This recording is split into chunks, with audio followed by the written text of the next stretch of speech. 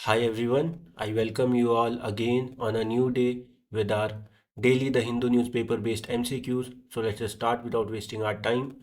First question for today is from Right to Education. तो आप सभी को पता है right to education is a fundamental right, है ना। एंड राइट टू एजुकेशन क्या बोलता है? Free and compulsory education for children of the age group 6 to 14 years, है ना। बेसिक सी चीज़ आपको पता है ना। और फिर आपको इसका कॉन्फ्लिक्ट भी पता होगा विद द राइट आपका, जिसमें of children against the like exploitation and all, है ना। ये भी आपको पता होगा, वो बात की बात है, वो कभी हम फिर डिस्कस करेंगे। बट अभी आप राइट टू एजुकेशन पे फोकस कीजिए। तो RT इज 21A, है ना। Article 21A। अब मैं आपसे बात करता हूँ, मैंने आपको बार बार बताया किसी आर्टिकल के नंबर के आगे अगर A B C capital letter में लिखा होता है तो उसका क्या मतलब होता है? उसका मतलब होता है कि वो ओरिजिनल कॉन्स्टिट्यूशन में नहीं था लिखा हुआ, जबकि वो किसी अमेंडमेंट से आया, रिसेंट अमेंडमेंट से, है ना। ये आपको समझ आता है, मैंने आपको बहुत बार बताया है बेसिक सा कॉन्सेप्ट। तो ये किस अमेंडमेंट से आया था, ये आपने कमेंट सेक्शन में बताना है मुझे। मैं आपको हिंट दे देता हूँ, ये था 2002, है ना। बाकी आप मुझे बता सकते हैं। तो सिंपल क्वेश्चन सॉल्व करते हैं। Under article 21A the right to free and compulsory education is available to which age group? 6 to 14 years, अभी अभी बताया, है ना। Next question, article 19 freedom of speech. तो आर्टिकल 19 फंडामेंटल राइट आपको पता है। इसमें सबसे पहली बात जो आपको पता होनी चाहिए कि it is only available to citizens, है ना, इंडियन सिटीजन्स। फॉरेनर्स के लिए राइट अवेलेबल नहीं होता है। आपको पता होगा काफ़ी सारे राइट्स हैं जो सिर्फ सिटीजन्स ओनली होते हैं, और काफ़ी सारे राइट्स होते हैं जो अवेलेबल टू ऑल होते हैं। तो ये राइट सिटीजन ओनली है, ये आपको सबसे पहले पता होना चाहिए। दूसरी बात इसमें जो मेन है, दैट इज़ ये right is about certain kind of freedoms that are available to the people of this nation, है ना, सिटीजन्स ऑफ दिस नेशन।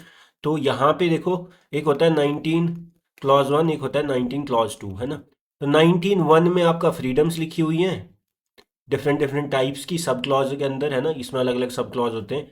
19(2) में आपका ये जो है 19(1)A जो होता है, इसमें उसकी रीजनेबल रिस्ट्रिक्शन लिखी हुई है। मतलब कि किस बेसिस पे हम इस राइट को रिस्ट्रिक्ट कर सकते हैं कि इस जगह पे आपको फ्रीडम ऑफ जो 1A मतलब स्पीच एंड एक्सप्रेशन नहीं मिल सकता। तो मैं पहले आपको ये बताता हूँ। तो 19(1) में काफ़ी सारे सब क्लॉज हैं, जैसे 19(1)A, 19(1)B, 19(1)C, 19(1)D। मैं अभी सारे लिख रहा हूँ, है ना, बाद में मैं आपको बताता हूँ एक एक करके। FG।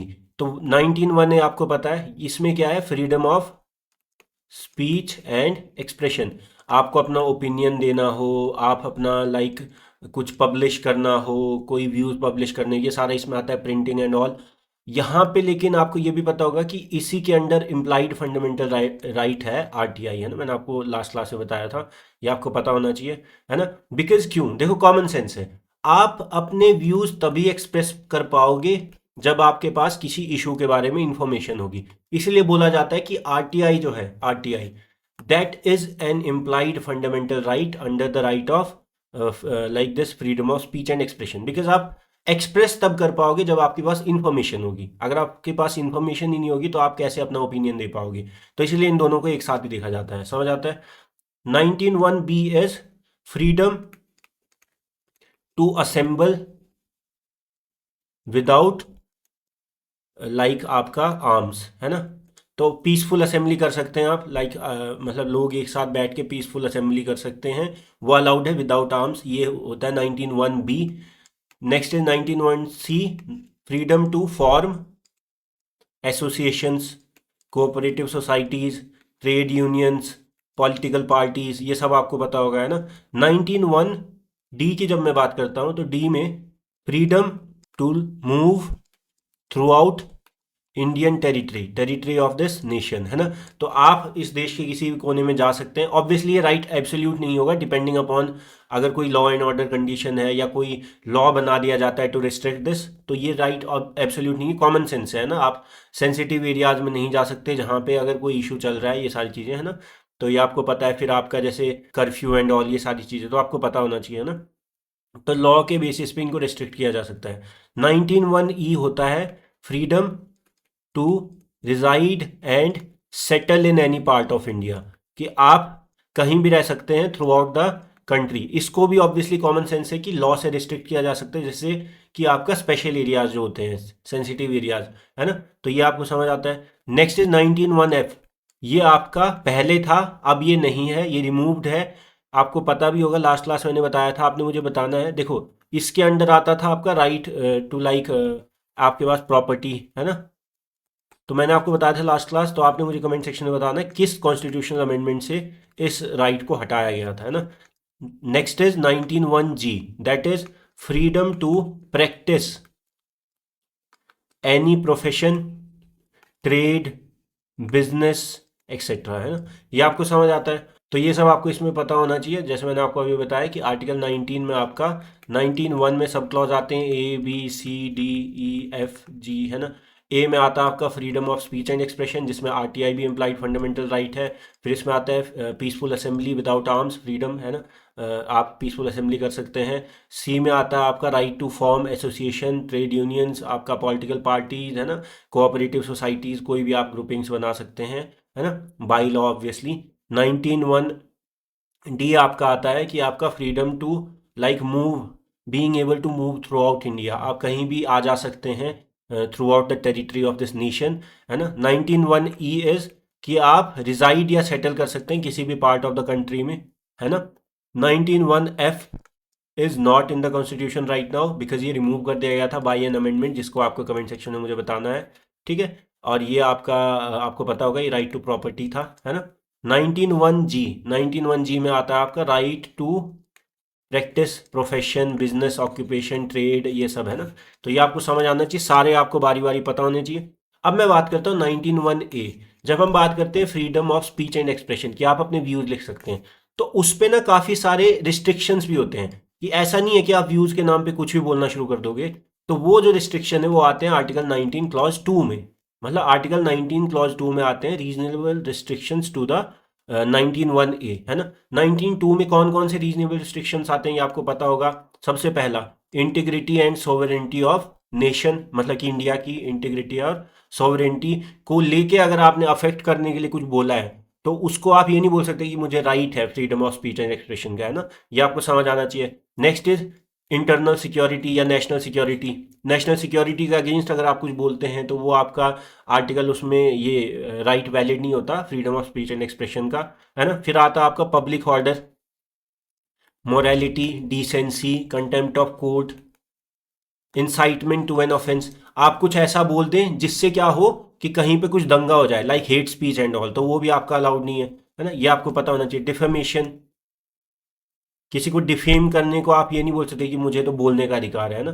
तो ये सारी चीज़ें आती हैं, आपको पता होना चाहिए, ठीक है। और एक और चीज़ होती है, दैट इज़ फॉरेन रिलेशंस। आप ऐसा नहीं है कि कुछ ऐसा बोल दें जिससे आपका फॉरेन रिलेशंस जो है, जो आपका डिप्लोमेसी है, वो खराब हो जाए। तो ये आपको समझ आना चाहिए ये सारी चीज़ें। तो क्वेश्चन सॉल्व करते हैं। The freedom of speech and expression under this is available to. तो ये तो मैंने आपको अभी बताया, ये राइट्स आर सिटीजन्स ओनली, है ना। तो ये आपको पता होना चाहिए। Next is reasonable restrictions. Which of the following is not a ground for reasonable restrictions under article 19(2)। अभी मैंने आपको बताया public order, sovereignty, integrity of India या मतलब नेशन, स्टेट सिक्योरिटी, है ना। फिर आपको decency, morality, contempt of court, defamation, incitement to an offence, ये सारी चीज़ें समझ आता है आपको। तो ये आपको सब कुछ पता होना चाहिए, है ना। तो यहाँ पे मैं बात करता हूँ, which of the following is not a ground for reasonable restrictions. तो security of the state is obviously ground है, सॉवरेनिटी एंड इंटीग्रिटी भी ग्राउंड है, डेफेमेशन भी ग्राउंड है। तो economic justice is not a ground, तो आपको पता होना चाहिए ना। Next is Tiwa community. Tiwa community is a ST ethnic group, है ना, scheduled tribes of Assam and Meghalaya. और ये बाकी नॉर्थ ईस्टर्न स्टेट्स में भी आते हैं, तो आपको पता होना चाहिए ना। ये एसटी पॉपुलेशन है कहाँ की, Tiwa community is the like ST population of Assam, Meghalaya और बाकी सारे अरुणाचल प्रदेश वगैरह में पाए जाते हैं, है ना। तो Tiwa community is primarily associated with, तो प्राइमरली अगर पूछें तो आपको पता होना चाहिए असम, है ना। Next is Shilp Didi programme. It is a government initiative under ministry of textiles, है ना। और शिल्पकार आपको पता है, like artisans, handicrafts and all, है ना। तो ये क्या है कि ये आपका एम्पावर करना, economic empowerment of these women artisans कैसे करेंगे? सबसे पहले तो उनको ट्रेन करेंगे ताकि वो करंट मार्केट की डिमांड के हिसाब से कुछ प्रोड्यूस कर पाए, है ना। तो उसको बोलते हैं स्किलिंग करना। फिर स्किलिंग में आज के टाइम पे सिर्फ फिजिकल स्किलिंग नेसेसरी नहीं है कि आप ग्राउंड लेवल पे उनको बनाना, फिर उनको डिजिटल स्किलिंग भी करनी पड़ेगी। डिजिटल स्किलिंग मतलब कि कैसे उन चीज़ों को मार्केटाइज करना, है ना, उनकी मार्केटिंग करना। तो आप उनको फिर मार्केट का एक्सेस भी प्रोवाइड करवाएंगे। मार्केट में फिर आपका दो टाइप के मार्केट हो सकते हैं, जैसे आपका ई कॉमर्स प्लेटफॉर्म हो गए, है ना, अमेजोन, फ्लिपकार्ट, ये सब। फिर आपका फिजिकल मार्केट्स भी होते हैं जिनको हम एग्जीबिशंस बोलते हैं या हाट बोलते हैं। ये सारा आपको उनको प्रोवाइड करवाना पड़ेगा। तो ये सारा इसमें इन्वॉल्व है, ये सारे इसमें मल्टी डायमेंशनल जो मॉड्यूल्स हैं, नहीं आपको पता होना चाहिए। तो शिल्प दीदी प्रोग्राम आपको डायरेक्टली पता होना चाहिए, to provide the training and market access to women artisans, है ना। Next is Shilp Didi programme is implemented by which ministry? अभी बताया, मिनिस्ट्री ऑफ टेक्सटाइल्स, है ना। Next is United Nations environmental programme. इसके अंडर एक ही अवार्ड देते हैं, that is champions of the earth award, है ना। It is the highest environmental honour by UN. UN के द्वारा दिया, एनवायरमेंट की कैटेगरी में अगर मैं बोलूं तो सबसे बड़ा अवार्ड होता है यूएन के द्वारा, because UNEP is agency of the UN ना, आपको पता है, जैसे यूनेस्को हो गया, यूएनईपी हो गया, ये आपको सब कुछ पता होना चाहिए, बेसिक चीजें हैं ये तो आपको पता होना चाहिए कि इंडिया से Supriya Sahu, who is ACS of Tamil Nadu, additional chief secretary of Tamil Nadu, उनको मिला है ये award for being like for like leadership related to environment resilience, climate, जैसे आपका रेजिलियंस की अगर मैं बात करूं, क्लाइमेट जैसे आपका जो भी एडवर्स इफेक्ट हो रहे हैं उनको मिटिगेट करने की बात करूं, हीट रेजिलियंस की बात करूं, तो जो भी मतलब उनका एक ये अवार्ड उनको दिया जाता है जो एक अच्छी लीडरशिप दिखाते हैं टूवर्ड्स लाइक क्लाइमेट चेंज, है ना, ताकि वो क्लाइमेट चेंज को रोक पाए, मतलब आपका जो क्लाइमेट चेंज के नेगेटिव एस्पेक्ट होते हैं उनको मिटिगेट कर पाएँ, ये सारी चीज़ें, मतलब कि आप एनवायरनमेंट फ्रेंडली जो भी चीज़ें करते हैं, जो भी लीडरशिप से आप करते हैं, उस चीज़ को लेके आपको अवार्ड मिलता है, दैट इज़, है ना, ये आपको पता होना चाहिए। Why was Supriya Sahu from Tamil Nadu? तो leadership in climate mitigation and heat resilience, है ना। तो उनके इस चीज़ में लेके जो भी उनका उनने काम किया उसके लिए उनको अवार्ड मिला है। It is the highest honorary award given by UN, और ये यूएनईपीएस यूएन की एजेंसी है ना, आपको पता होना चाहिए। So that's all for the day. I hope you like the video. If you like the video, do like it, comment on it, share it, and subscribe to the channel. I will see you all in the next video.